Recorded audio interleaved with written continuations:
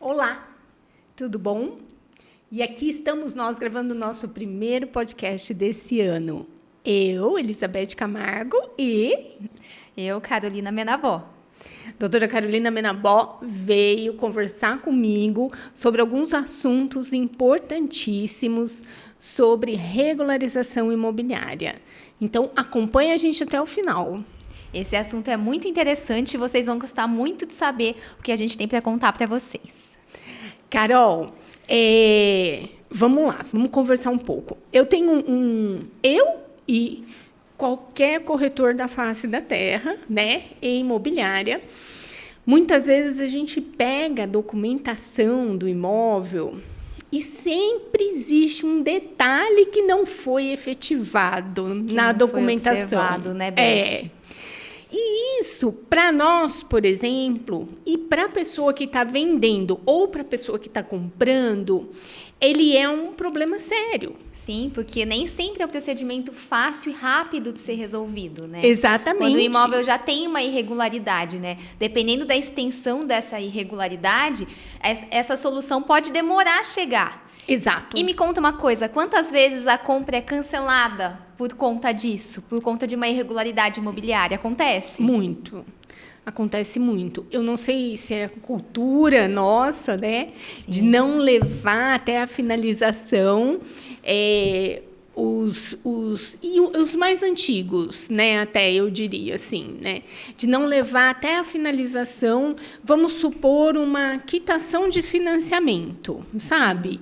E aí a pessoa quita o financiamento e até recebe a quitação, né, do banco. Mas esquece de levar na escritura. Levar no cartório de registro de imóveis o termo de quitação para fazer a verbação na matrícula do imóvel, para ali constar que está quitado, que está encerrada a obrigação e aquele imóvel está desobrigado da dívida, né? Exatamente. Para poder dar um segmento de uma venda e, por exemplo, através de outro financiamento, Sim. né?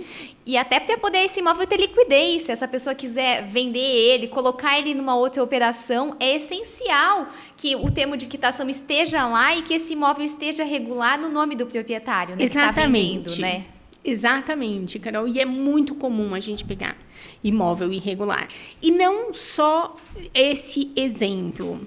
Eu vou começar com o pior exemplo que eu já tive. Vai, conta! Esses são os melhores exemplos. Uma vez vendemos uma casa, era até no centro de Indaiatuba, e eu falei para a pessoa, né? Me traz a matrícula, então, do imóvel, né? E aí veio a tal da matrícula, mas eu falei, não, mas não é você que está vendendo esse imóvel, né? Sim. Eu falei, não, essa pessoa não é você, né? E ela falou assim, não, mas é que eu comprei dele há 20 e poucos anos atrás. Meu Deus, há 20 e poucos anos atrás. Aí eu falei, sim, ok, mas cadê a sua matrícula do imóvel? Não, tá aqui, ó, a gente fez esse papelzinho aqui falando da venda do imóvel. Não foi um contrato, foi um papel. Não foi o contrato, era um papel. Deus. Era um papel que continha toda a negociação que eles fizeram. Exatamente. Que devia ser bem reduzido, né? Super, tipo pagamento à vista, sabe? Aquela coisa assim. E como eles se conheciam, era uma coisa simples. E é interessante que mais no interior ocorre muito isso, né? Ocorre, com base na confiança. As pessoas se conhecem, elas confiam uma nas outras e elas acabam atribuindo a segurança do negócio que elas estão fazendo à confiança que elas têm na pessoa. Exato. Só que as pessoas se esquecem, Beth, do seguinte, ninguém está livre de ter um problema financeiro, cair em insolvência e ter aquele imóvel penhorado. Exato. E se quem comprou não regularizou a situação do imóvel, não é o proprietário da matrícula, o antigo proprietário, que às vezes pode estar cheio de dívida, pode ter uma penhora ali e o real possuidor e, entre aspas, proprietário ser totalmente penalizado, né? E bem entre aspas mesmo, né? Porque a gente sabe que enquanto não há o registro do imóvel, o imóvel não é seu, né? Exatamente. Assim, pessoal, para quem não sabe, a matrícula é como se fosse a certidão de nascimento do imóvel. Exato. E nela vão ficar gravadas todas as circunstâncias importantes relativas àquele imóvel. Por exemplo, se é um terreno, se você compra um terreno, o proprietário do terreno. Se ocorre uma construção, essa construção construção é averbada na matrícula. Se o proprietário ele se casa, esse casamento também é averbado na matrícula. Exato. Se o imóvel é vendido, o registro da compra e venda também tem que estar na matrícula, porque essa matrícula é como se fosse um extrato analítico, uma certidão de nascimento, que vai ter toda, entre aspas, a vida do imóvel, né, Beth? Exatamente. É o primeiro documento a se observar no momento de se pensar em comprar ou vender um imóvel. Exato. É o documento, assim, mais importante. Mais importante. Assim, antigamente não tinha a questão da matrícula. Tem muitos imóveis hoje em dia que só tem a questão da transcrição, né? Mas você conseguindo apresentar essa transcrição, você consegue transformar ela em matrícula, né? Então não é um procedimento tão equivocado. O problema é quando o imóvel também não tem matrícula, né? Exato.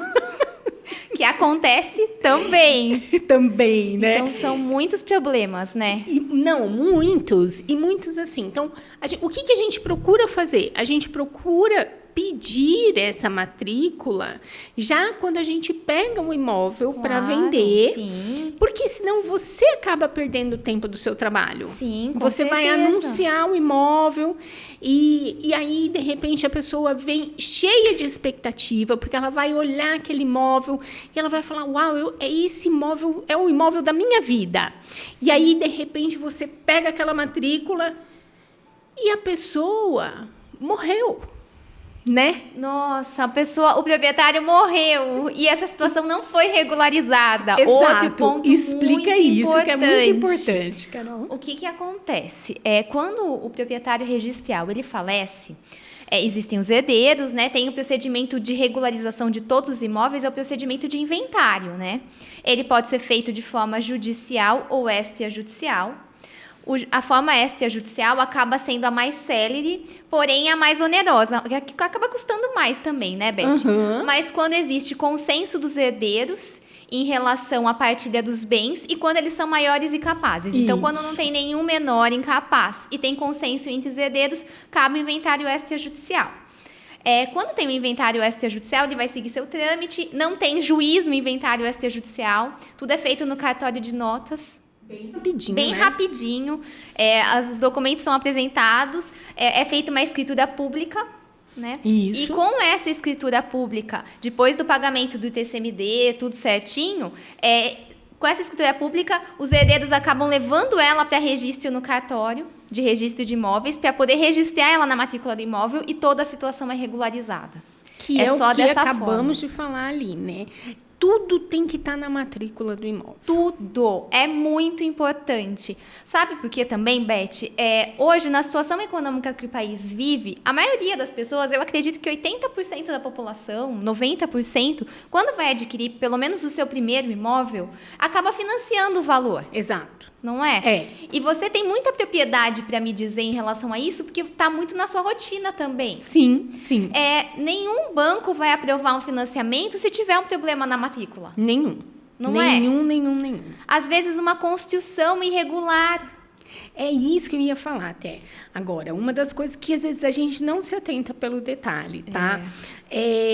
A gente constrói um quartinho lá no fundo da casa, né? E aí, esse quartinho, a gente não averba a construção desse quartinho na matrícula. Tá errado, né? Só que acontece que a prefeitura, ela olha os telhados, né? E o IPTU, ele é medido roboticamente, que eu saiba. GPS, né?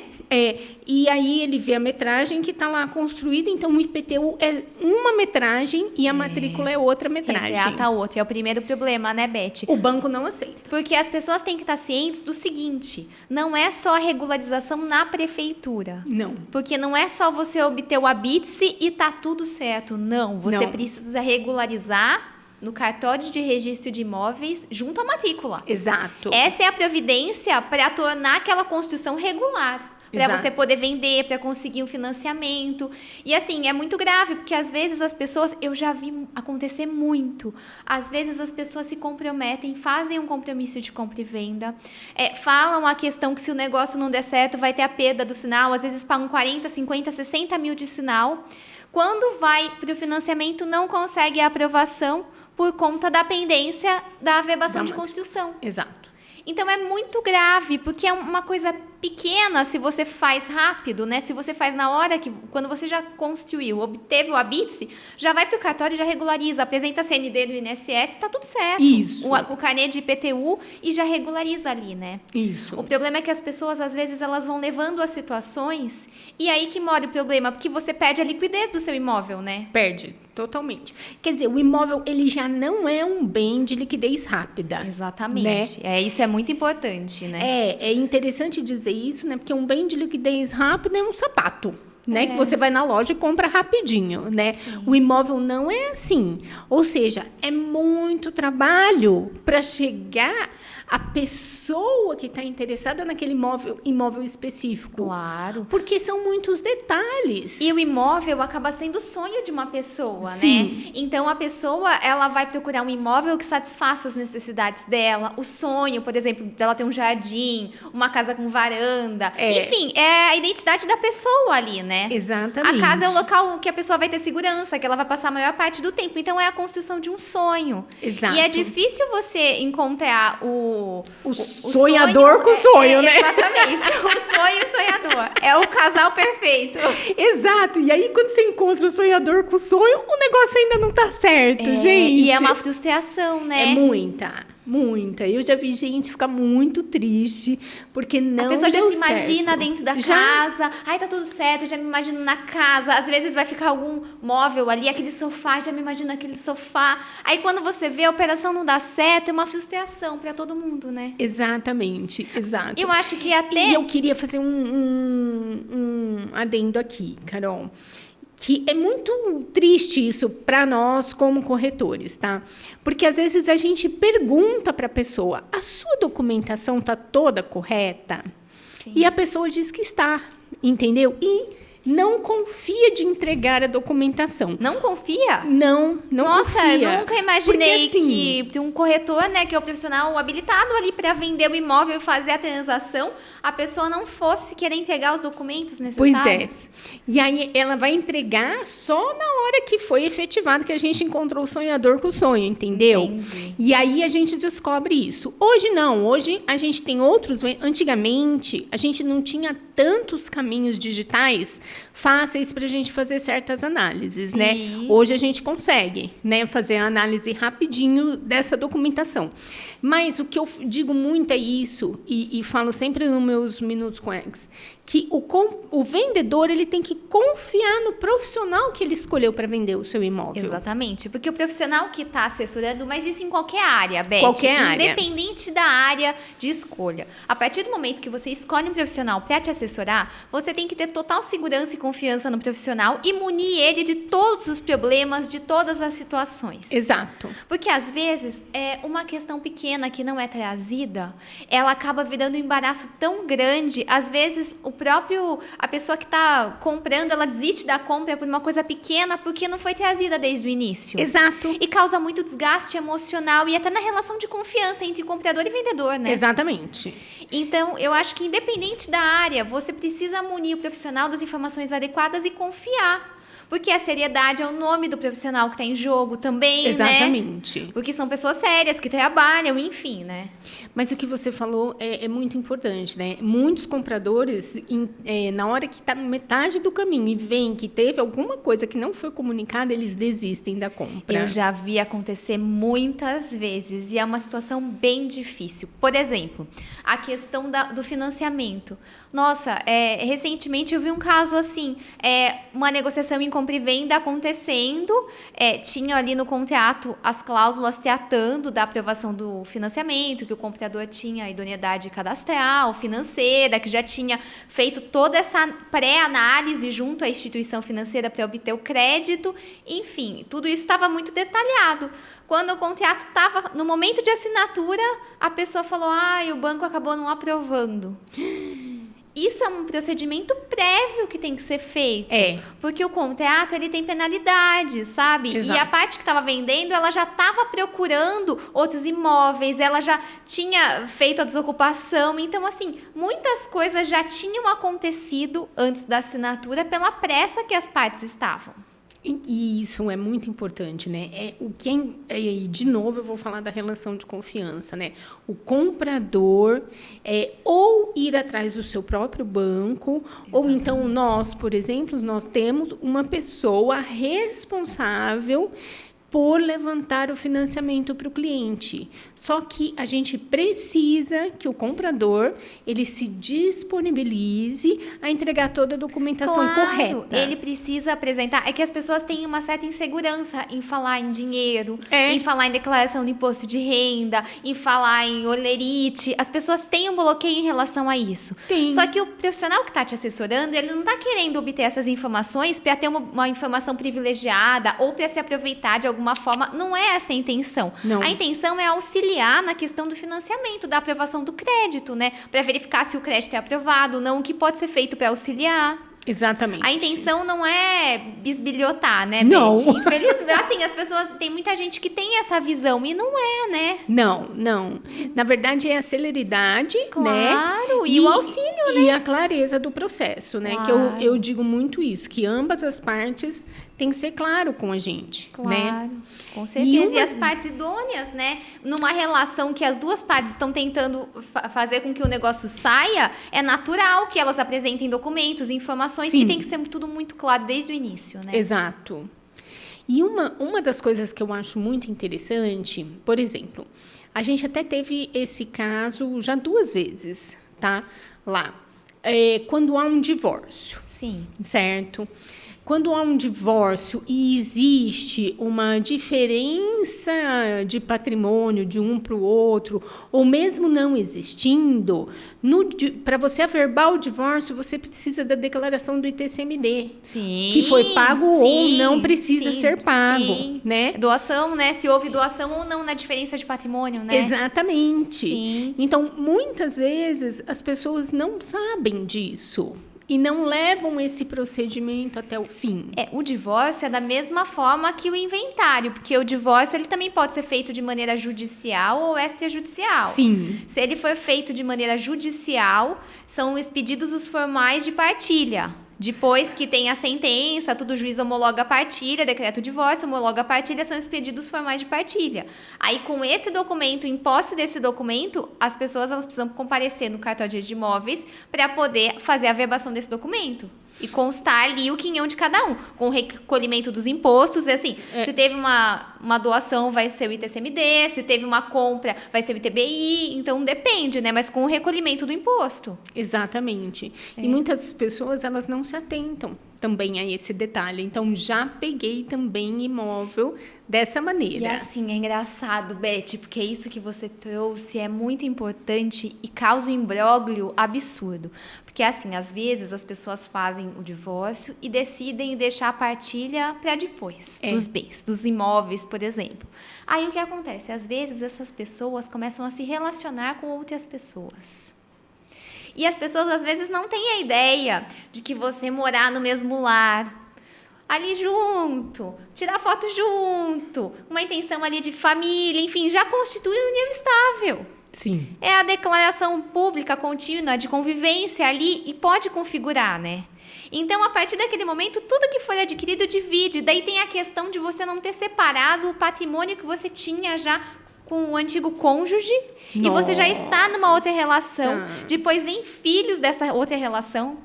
Entende? Olha, a consequência vai longe, né? Então a questão patrimonial, ela tem que ser regularizada. É óbvio que no momento que a pessoa está numa questão de divórcio, enfim, é um momento triste, doloroso, é um sofrimento ali para as partes, né?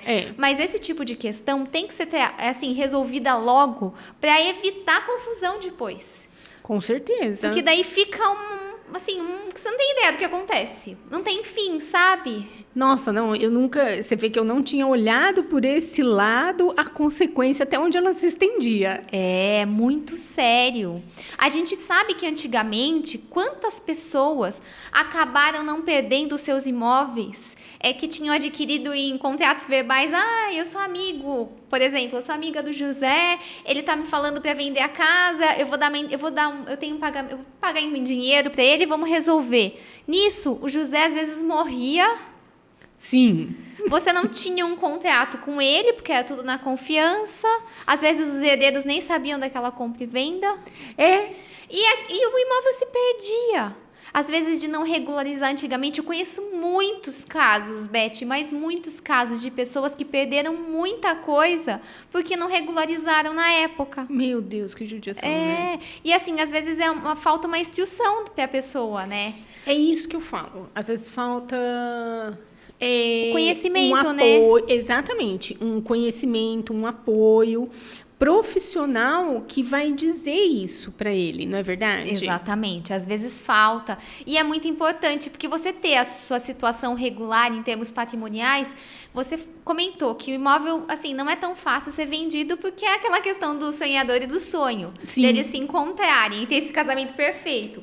Mas também tem a questão, assim, é muito mais fácil você acabar vendendo um imóvel que ele está regular, corretamente, não tem dívida de IPTU, por exemplo. Sim. Você é proprietário registral na matrícula, não tem nenhum ônus, nada. É muito mais fácil você acabar vendendo esse imóvel do que um imóvel que não está no seu nome, que está numa confusão de herdeiros. Sim. Não é? Sim, com certeza.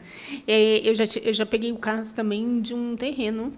A gente tinha 28 herdeiros. 28 herdeiros? Meu Deus! Agora você imagina 28. Inclusive tinha um menor no meio, então teve que ser pedido para o juiz, né? Liberação disso. Venda. E desses 28 você tirar a certidão de todos.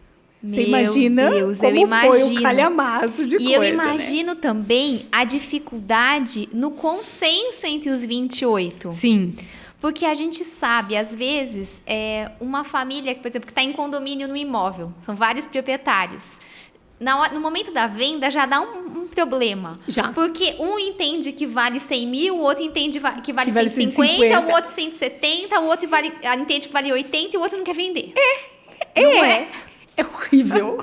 Horrível. Assim, então, com 28 herdeiros, dá para entender a dimensão disso daí, né? Nossa!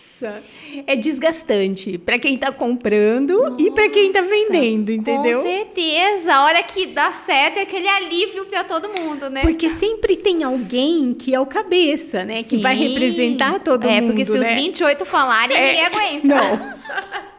Mas eu falo que a carga em cima desse cabeça também é muito grande, porque né? Ele tem que recolher todos os documentos, tudo. Ele vai fazer todas as solicitações, atender as exigências, é ele que vai funcionar ali como administrador de tudo. E tem que ter uma planilha. Quanto que vai para cada um. Com certeza. Que aí, tipo, esse menor já era herdeiro do herdeiro, entendeu? Meu Deus. Então, o herdeiro era pré-morto já.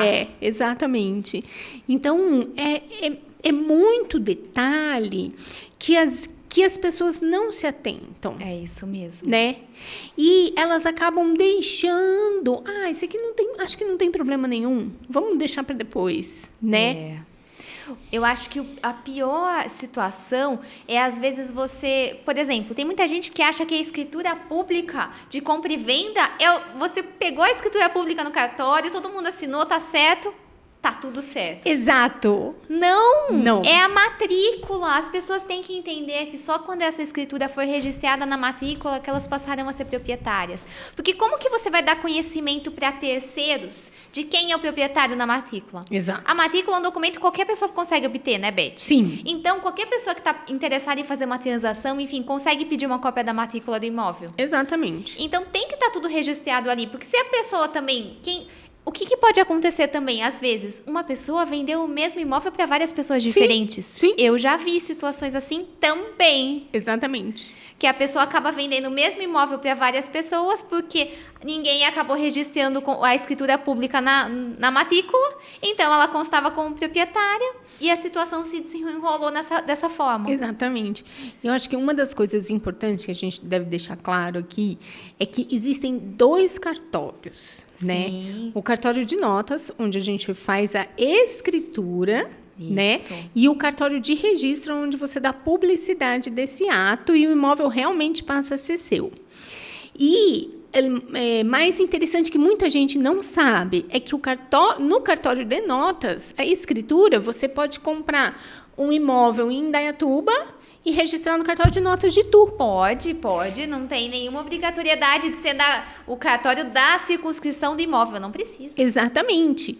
E aí, agora, o cartório de registro tem que ser o da circunscrição do imóvel. Sim, porque é onde está a matrícula do imóvel, né? Exatamente. Os requerimentos que você apresenta são relativos àquela matrícula, para averbação, registro naquela matrícula, né? Exatamente. Então, às vezes você fez uma negociação, você está longe, a outra pessoa também não está na cidade, que foi vendido o imóvel, você pode ir no cartório de notas mais próximo de vocês dois e fazerem essa escritura. Claro, com e certeza. depois manda para o cartório de registro da cidade onde está localizado o imóvel. É legal a gente dizer isso, porque a maioria das pessoas não sabe isso, com né? certeza. Isso daí é muito importante, porque as pessoas às vezes imaginam que é tudo no mesmo cartório. E não, são cartórios diferentes. Né? Exato. Cada cartório tem a sua atribuição, né? Isso que tem que ficar muito claro, né, Beth? Exato. E deixar claro que cada ato, né, que como você falou, morreu, casou, divorciou, Tudo né? tem que estar na matrícula, porque afeta em termos patrimoniais todo mundo, né? Exatamente. A questão de partilha, do óbito, enfim, tudo tem que estar registrado na matrícula. Como eu falei, é o documento mais importante relativo ao imóvel, né, Beth? E você não vai fazer um registro novo. Você vai averbar aquele ato naquele Exatamente. registro que já existe. Sim, no número de matrícula que já existe, né? Isso. Então, os atos, eles constam ali como averbações e registros, mas no mesmo documento, né? Exato. Então, no passo a passo.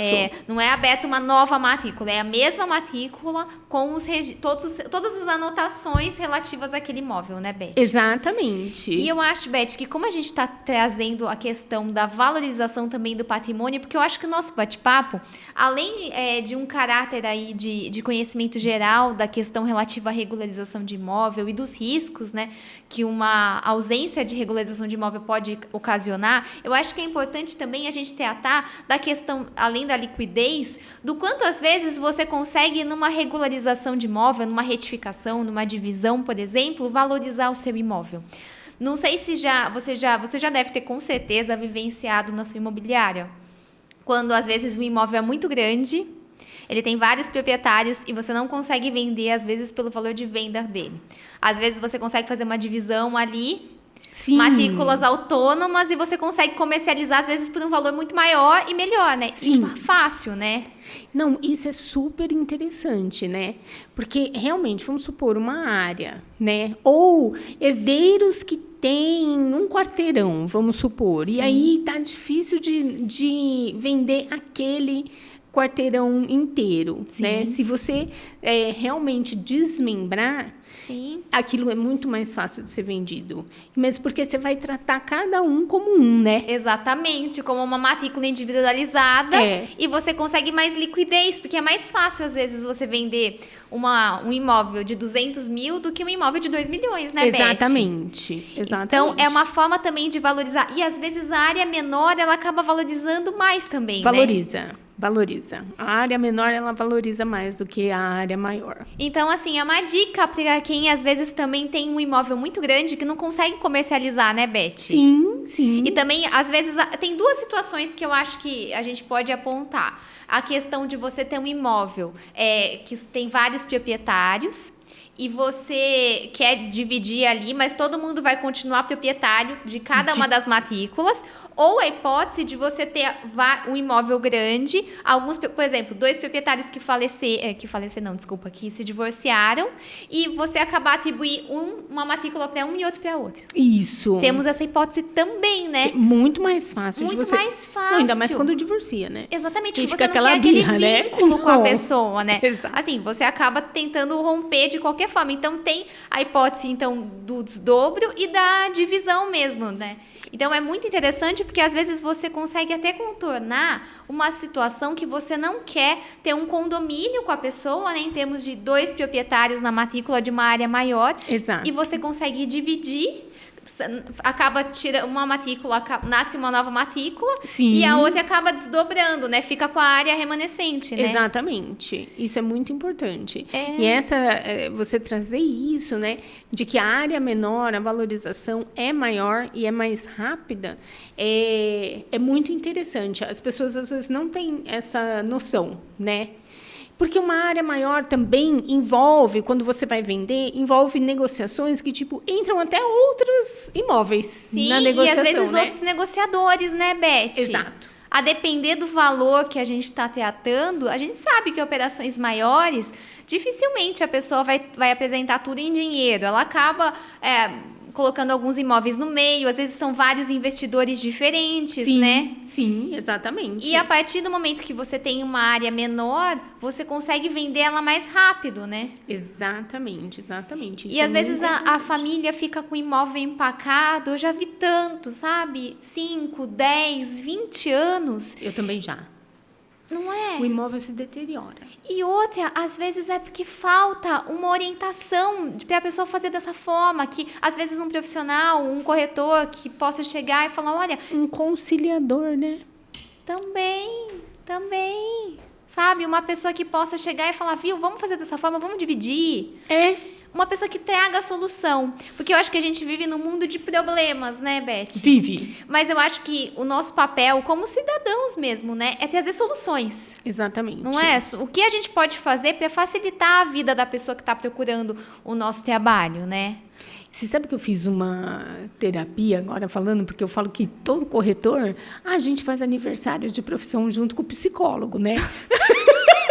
Verdade, Beth. Verdade! Mas eu fiz uma terapia sistêmica. A minha terapeuta dizia assim, o conflito une, a solução separa. Não é verdade? Mas é verdade mesmo. Porque solucionou, resolveu, né? Exatamente. E aí, a pessoa tem que buscar dentro dela o porquê que ela não está querendo solucionar aquele problema, porque entendeu? às vezes a gente entende um pouco da neurociência, enfim, dessa parte psicológica. Às vezes a pessoa tem um ganho secundário com aquele Exato. conflito, né? Exatamente. Assim, eu posso te dizer que, assim, por exemplo, pelo que eu já vi como mediadora, às vezes as pessoas, elas têm conflitos internos, na maioria das vezes, né? Que acabam transparecendo. Por exemplo, numa venda de um imóvel, a pessoa que tem um probleminha ali com a outra, às vezes ela não quer vender e a outra quer, ela fala, eu não vou vender de birra, porque ele tá querendo vender. Exato. Então, as pessoas usam, às vezes, o patrimônio como uma forma elas acabarem externalizando o que elas estão sentindo, né? Exatamente. E é prejuízo E é para os prejuízo dois financeiro, lados. Beth. É prejuízo financeiro. Eu vejo, assim, inventário judicial, que as pessoas, elas não entram num consenso, num acordo, porque, assim, as pessoas, eu acho que na vida é importante a gente pensar em fazer concessões também. Sim. Por exemplo, se você... vamos chegar no meio termo, o que você propõe de solução? Olha, minha solução é essa, sua solução é essa. Vamos chegar num caminho comum para todo mundo que seja bom para os dois lados? Exatamente. E às vezes as pessoas não querem. Então, às vezes, você está falando assim de uma regularização de uma partilha, por exemplo, de 5 imóveis para 5 pessoas. E elas não pensam, por exemplo, numa estratégia, tá bom, vai dar uma diferença em valor, eu vou dar meu carro. Exato. E a briga vai se estendendo, Beth, por 5, 10, 15, 20 anos. Aí sabe o que acontece? Quando finaliza a questão no inventário judicial, aqueles imóveis não valem mais nada. Não. Porque 5, 10, 15 anos no imóvel sem uma Manutenção, conservação, né? uma manutenção, ele acaba, deteriora.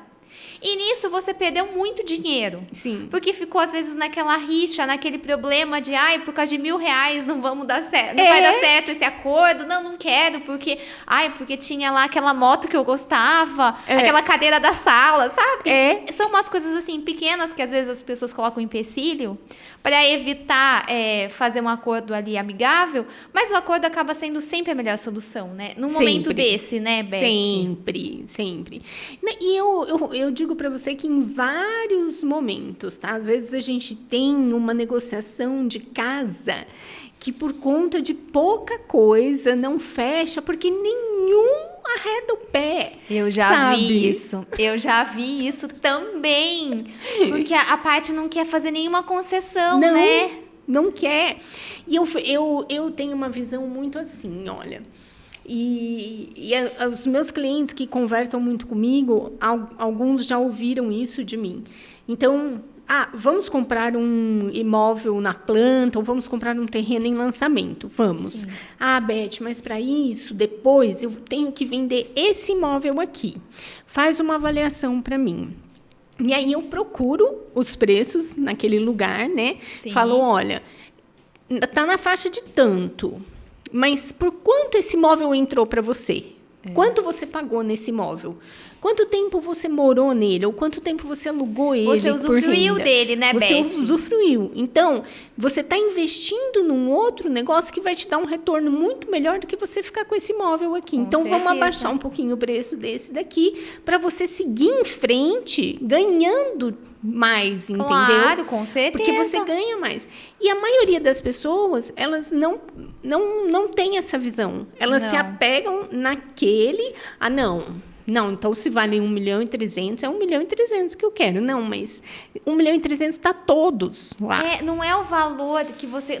Pode ser o valor de avaliação do imóvel, mas não é o valor de venda do imóvel. Não. Porque você tem vários imóveis na mesma categoria, valendo 1.300.000 reais. E eles, não foi vendido. Estão ali à venda. É porque por esse valor eles não são comercializados. Então, você tem que diminuir o valor... para você atrair o seu cliente, né?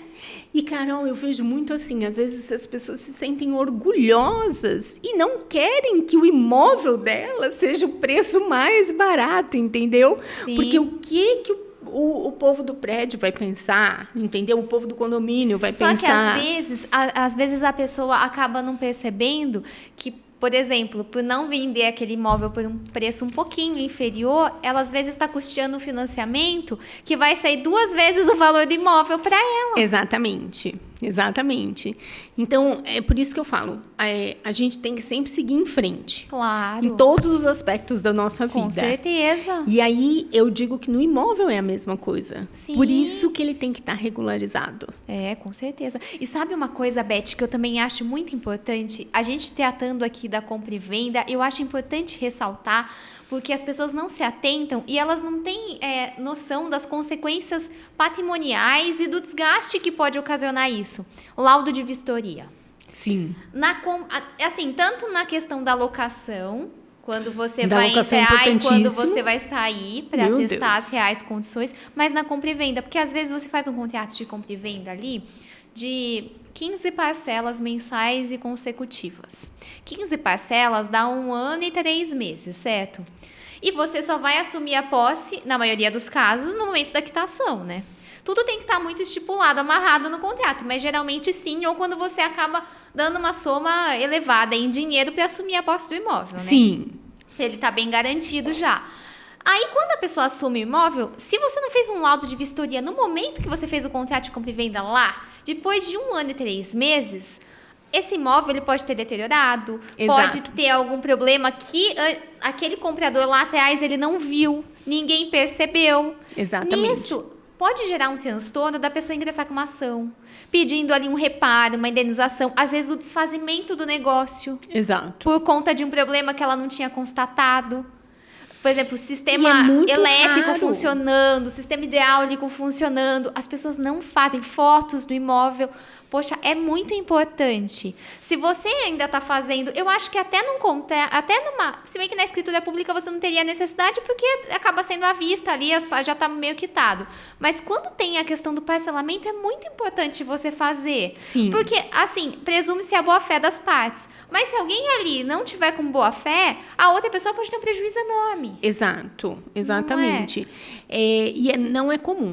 Tá. Não é comum, né? Não é comum. Eu não sei, eu brigo muito quando eu tô fazendo os contratos de compra e venda com a questão do laudo. Tem pessoas que acabam sendo assim, as pessoas não querem fazer, não precisa fazer, às vezes por um custo pequeno as pessoas não querem fazer, mas elas não têm ideia do transtorno que a ausência de um laudo pode ocasionar. E eu, como advogada, eu sei prever o que é óbvio, como advogada, a gente prevê as piores situações que podem acontecer, porque é o que a gente já viu na nossa rotina, né?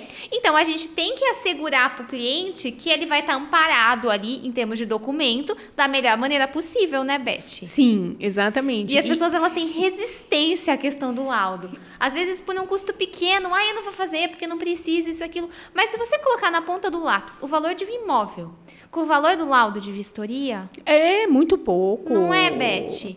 E é uma tranquilidade para a pessoa, né? Você sabe que o mercado dos Estados Unidos é assim, né? Verdade? Sim, no mercado dos Estados Unidos você tem que fazer um laudo para a venda do imóvel, tá? Uma vistoria para a venda do imóvel. Eu não sabia, já estava orientando todo mundo a fazer laudo. Vamos fazer laudo.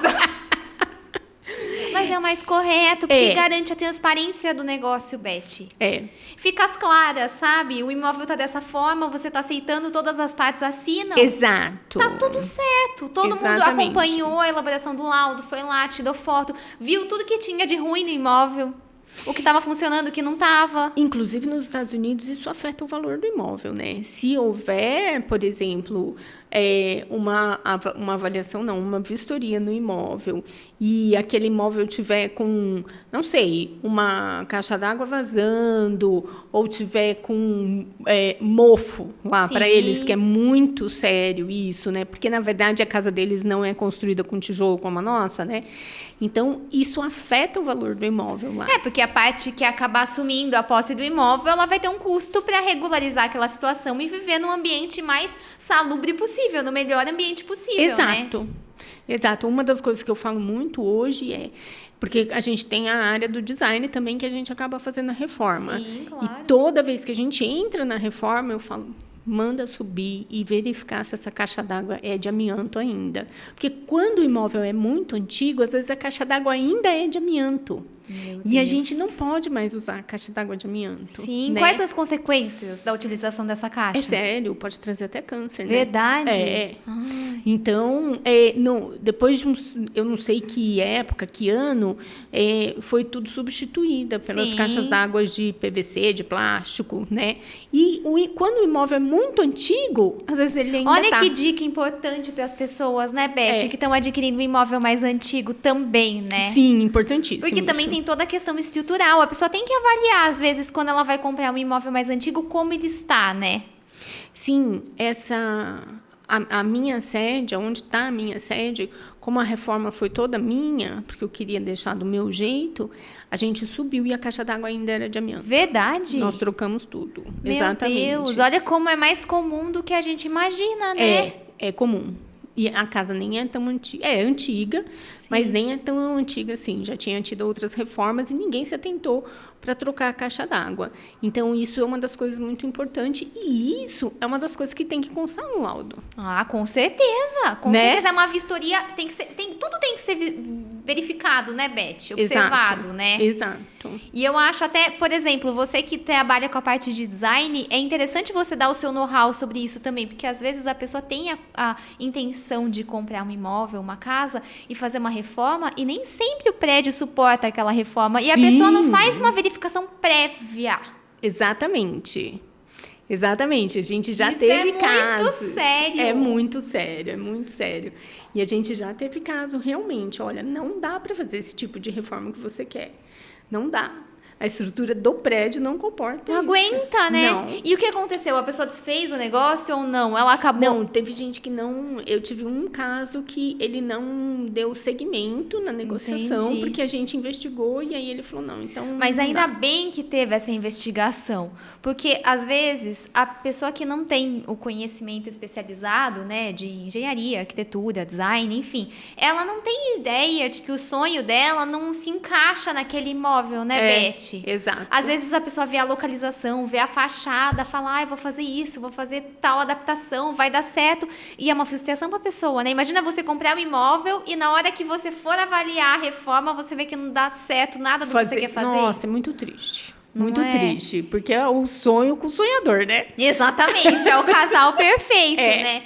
Então, eu acho que, assim, a gente está trazendo aqui coisas pequenas que as pessoas devem observar, porque elas são importantes e elas estão muito na nossa rotina, né? Exatamente. Então, pra gente é muito fácil observar, Exato. não é? Mas, assim, E talvez... mesmo ao contrário, né, Carol, agora falando um pouquinho de reforma, que foi o nosso assunto da outra vez, né? Quando a gente compra o imóvel num leilão e ele está já deteriorado, né?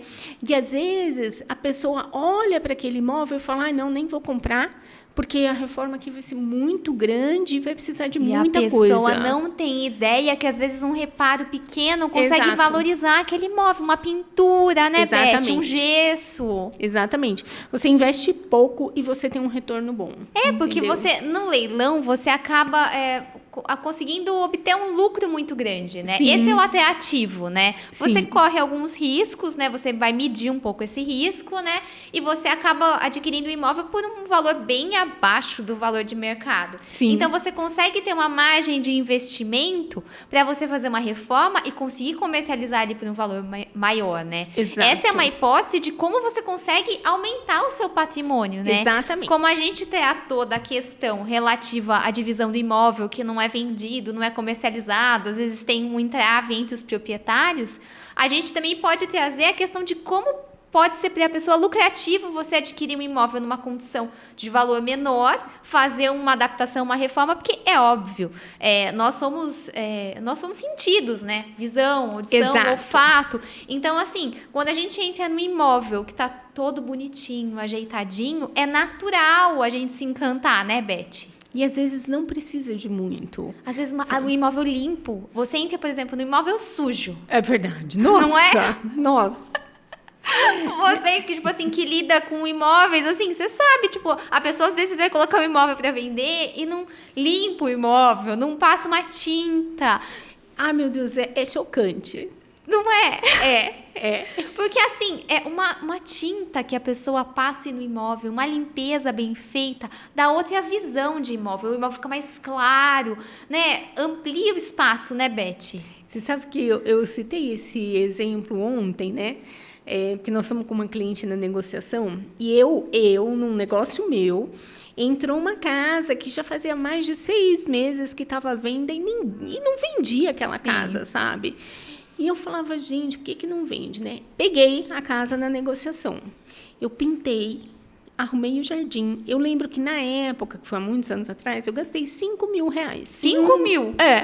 Em um mês eu vendi o imóvel. Verdade? Que estava lá 6 meses parado.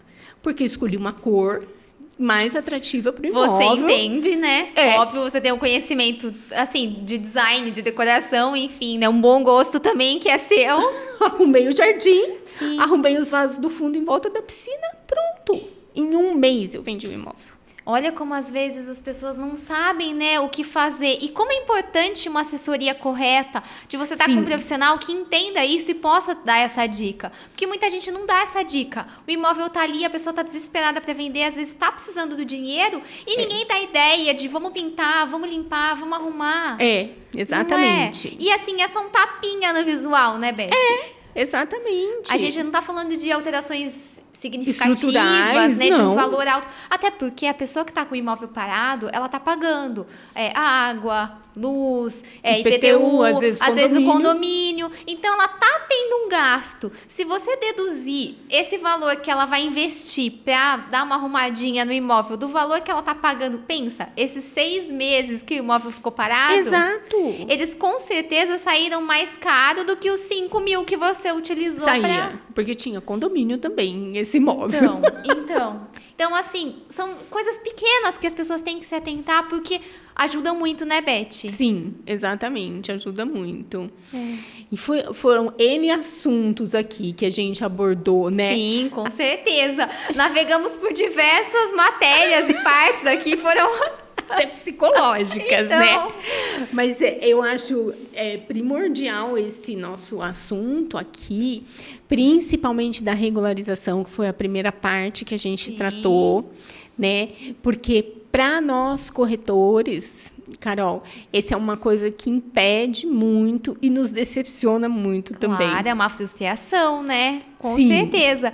Mas recentemente, eu conversei com um corretor, ele estava me comentando comigo, ele falou, nossa, quando veio um imóvel para mim, na situação dele, né? Eu não tenho tempo de ficar pedindo matrícula. Ele comentou comigo que ele não tinha tempo. Daí ele falou... Tá, daí depois, quando eu já coloquei para venda, eu peço. Às vezes, quando eu coloquei para venda, eu peço, eu tenho um susto com a matrícula. não está regularizada. Então, assim, as pessoas têm que ter essa cultura de regularizar, de deixar tudo certo, né, Beth? Tudo ok, né? Porque eu acho que é nosso papel, como por estar inseridas nessa área, a gente acaba alertando as pessoas dos riscos que elas correm. E Os não tem um riscos. imóvel regular. Exato. Não é? E também de formas que elas dispõem, às vezes, de ter mais lucratividade, liquidez mesmo na venda dos imóveis que elas se propõem, né? E eu acho, Carol, que isso começa no fim da parte do advogado, né? Sim, com certeza. Que começa com a instrução do advogado, né? Isso.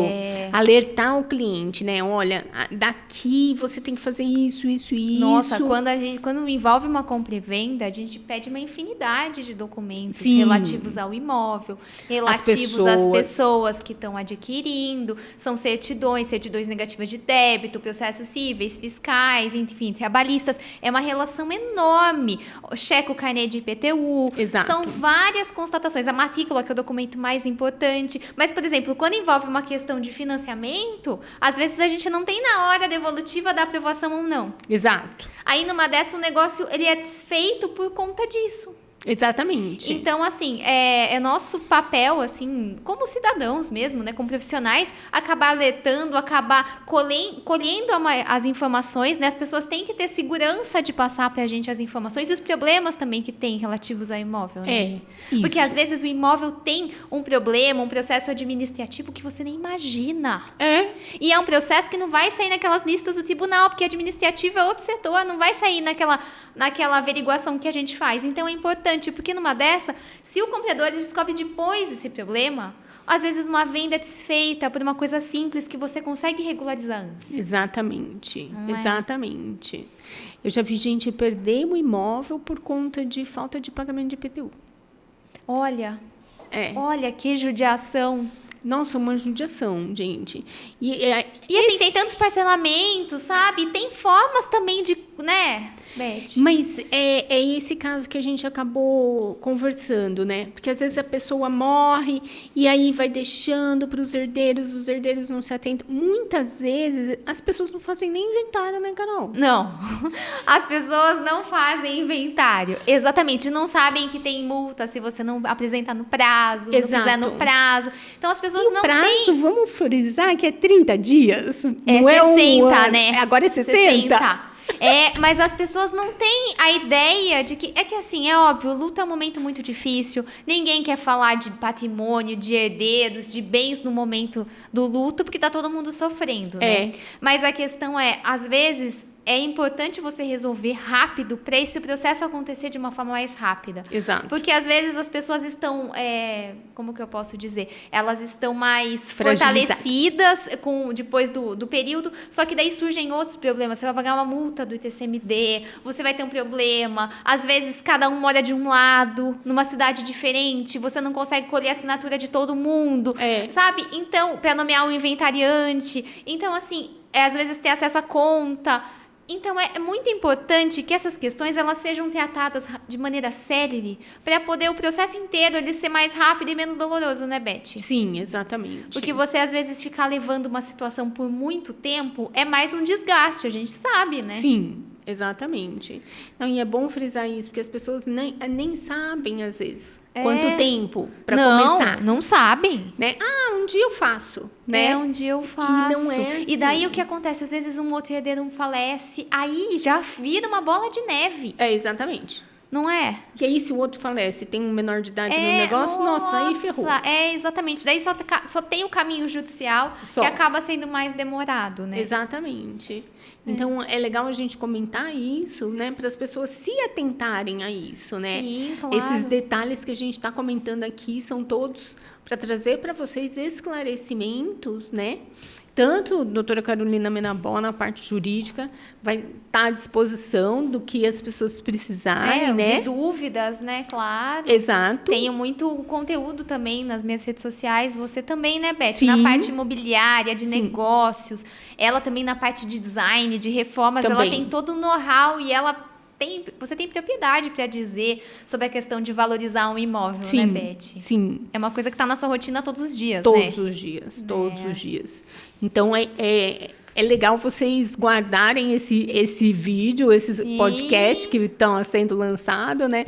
Para vocês consultarem e consultar a gente quando vocês precisarem. Sim, com certeza. Não esqueçam da questão da matrícula, da regularização, da documentação, é muito importante, né, Beth? Exatamente. Eu vou falar da caixa d'água também, que é bem fale importante. da caixa d'água, que é extremamente importante. Mas foi muito bom estar com você aqui Eu de também, novo, Beth, adorei, muito obrigada. Nesse feliz ano novo, né? Nem fale, Porque 2024 chegou com tudo já. Chegou com tudo. Então, foi um prazer ter você aqui. Prazer foi meu, sempre viu? bom conversar com você. Nem fale, você é uma pessoa maravilhosa, uma energia super astral aí. Nós somos, graças a Deus, né? Com E estamos à disposição de vocês para o que vocês precisarem. Sim, muito obrigada, viu? Obrigada a você.